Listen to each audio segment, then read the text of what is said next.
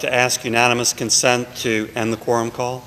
Without objection, morning business is closed. Under the previous order, the Senate will resume consideration of the conference report to accompany H.R. 3199, which the clerk will report.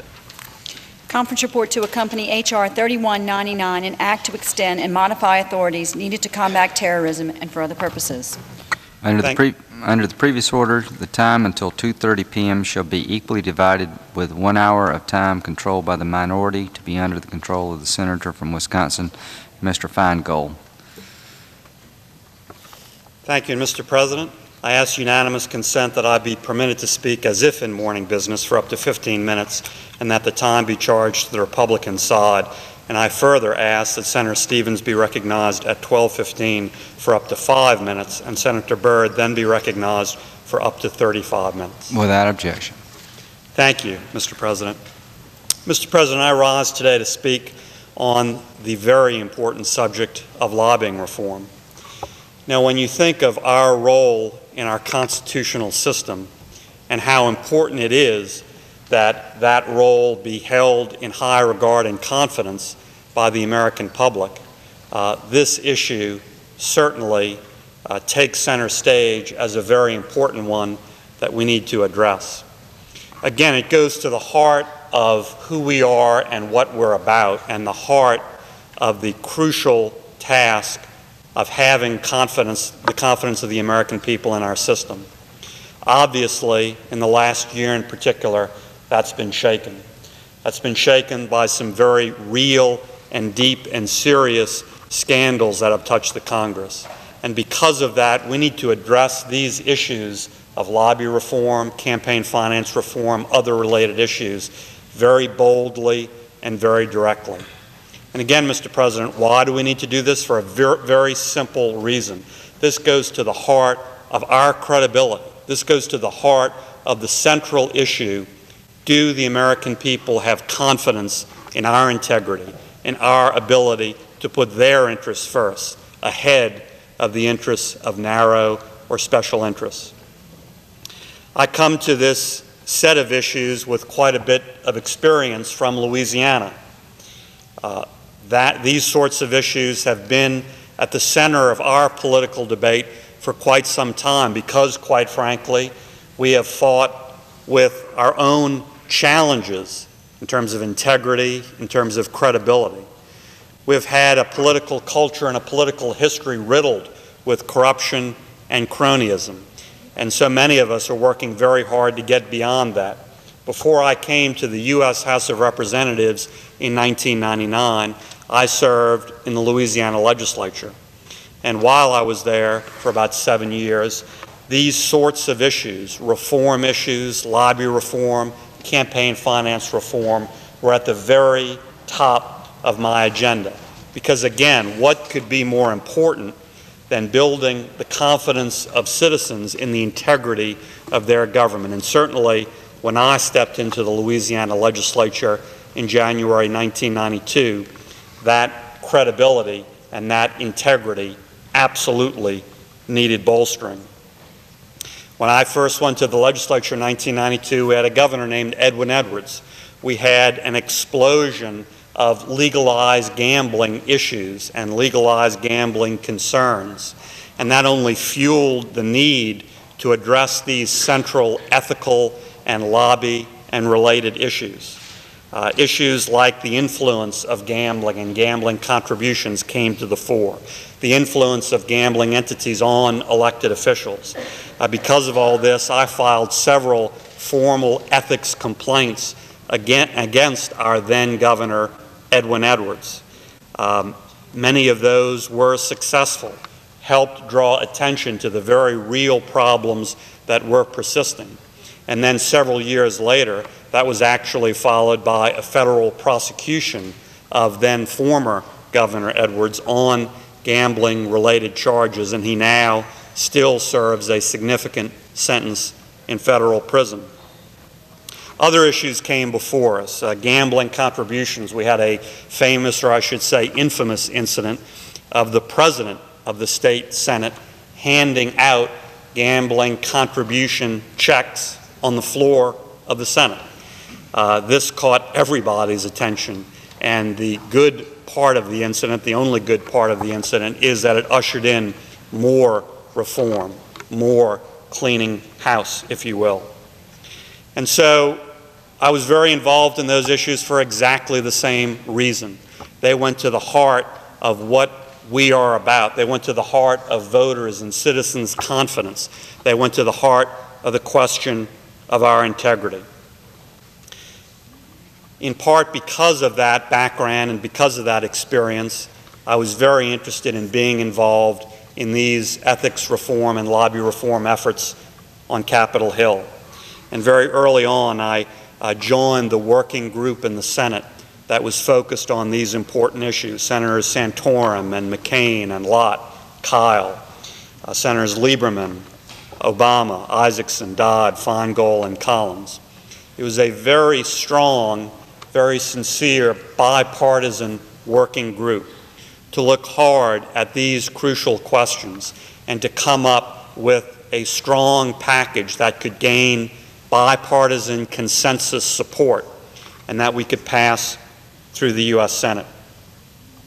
In working with this group, we discussed a lot of issues and really tried to hone in on the key abuses and therefore the key reforms we thought we needed to address. And that led to our releasing a statement in favor of meaningful lobby reform, particularly with regard to the following areas: the revolving door between private lobbying and public service, privately funded travel, which has clearly been abused in the past, gifts from lobbyists, improve lobbying disclosure, earmarks, the abuse of earmarks, and the need for transparency and some limit in terms of those earmarks, and strengthened ethics guidelines, training, and enforcement. Again, I want to compliment all of my other fellow senators who worked in that important working group. Again, Senators Santorum, McCain, Lott, Kyle, and Senators Lieberman, Obama, Isaacson, Dodd, Feingold, and Collins. We worked together in a very aggressive and sincere way, and I think have made a lot of headway. That headway is being exhibited this week and even more next week. This past Tuesday, the Senate Rules Committee, chaired by Senator Lott, voted out a consensus package of important reforms. And now today, the other committee of jurisdiction, the Committee on Homeland Security and Government Affairs, chaired by Senator Collins, will take a look at their side of these matters, those matters in this general category that fall under their jurisdiction. And I think they're going to come out today with a strong and significant package in terms of matters that come from their jurisdiction. And of course, as I said, Senators Lott and Collins were very active, very forceful, and contributing members to the working group. I look forward to supporting these two packages, which will come together next week on the Senate floor.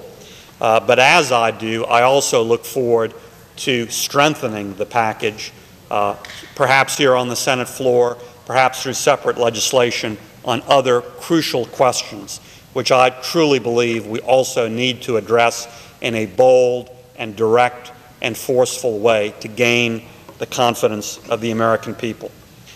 I want to highlight three of those additional issues today. The first has to do with the very important matter of Indian tribe campaign contributions. Now this, as everyone knows, is not some theoretical concern. This is an issue that has been at the heart of the recent scandals that have plagued the Congress and the country with regard to lobby reform and campaign contributions. So this is not a theoretical or an abstract concern. What is the problem? The fundamental problem, as I see it, is that the rules are very different and very tilted for Indian tribes as opposed to other entities like corporations. And how is that true? Well, let me give you a few examples. First example is that while Indian tribes are treated as persons under federal campaign finance law, and because of that, they are allowed to contribute up to $2,100 per election to a candidate, they are not considered what is called individuals, quote unquote, under the law. And for that reason, there is no aggregate limit in terms of how much money they can give to federal political campaigns overall in an election cycle. For other entities like corporations, there is absolutely an overall limit, $101,400. Now that's a lot of money, but understand tribes have no such limit, so they can go beyond that, give absolutely as much as they want without limit to federal campaigns. Second area of big difference I think is even more significant, and that is because most Indian tribes are unincorporated, they are not subject to any rules or ban on using corporate treasury funds to fund all of this, and any rules with regard to mandatory disclosure of the source of the funds they use and where they go. And that's a huge difference. Corporate PAC, of course, has to collect money in very certain ways, can't just write a check out of the corporate treasury. An Indian tribe can, and in doing so doesn't have to disclose in any meaningful way where the money came from or where it's going to. The second issue I wanted to highlight is the ability of some incumbents, some members of Congress, House and Senate, to pay their spouses or dependent children for work on their own political campaign. Now, why is that a problem? Well, it's a fundamental problem, in my opinion, because it gives members of Congress the ability to increase their salary if they want to abuse their that route, to write checks to their own personal bank account from their campaign account by hiring, quote unquote, a spouse or even a dependent child or both. Again, this isn't a theoretical concern. This has been a practice in the past and is, to at least a limited extent, a practice now.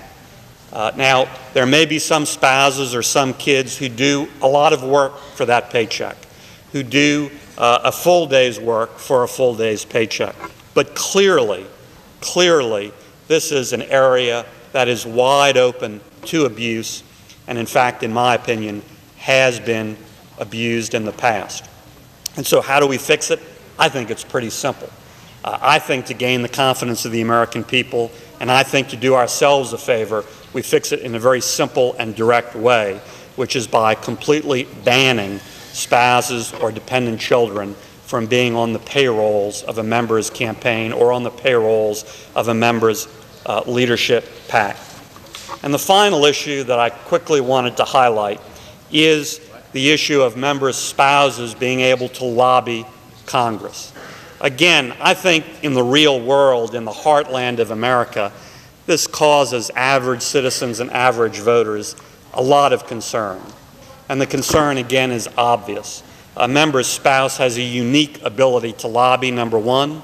And number two, that relationship, if a member's spouse is on the payroll of a lobbying firm, means that the lobbying firm is writing a check which basically goes directly into the family banking account of that member. How do we address this? Well, I think we need to be very careful to address it responsibly and carefully, and also to take into account the fact that some spouses may have been true lobbyists with true expertise, earning an honest day's work before they were ever spouses of a member of Congress.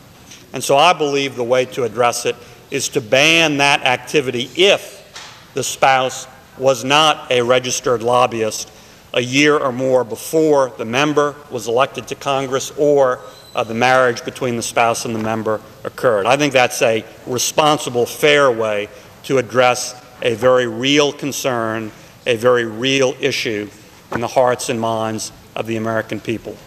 With that, Mr. President, let me close by again saying I appreciate all of the work of the fellow members of the working group, my fellow members of the working group on which I served. I look forward to that legislation coming to the floor next week, and I also look forward to us addressing other crucial issues that may not be in that underlying package, like campaign contributions of Indian tribes, like spouses and dependent children being on the payrolls of campaigns and like lobbying by members' spouses. Thank you very much, Mr. President. With that, I yield back my time. Who yields time? Senator from Alaska.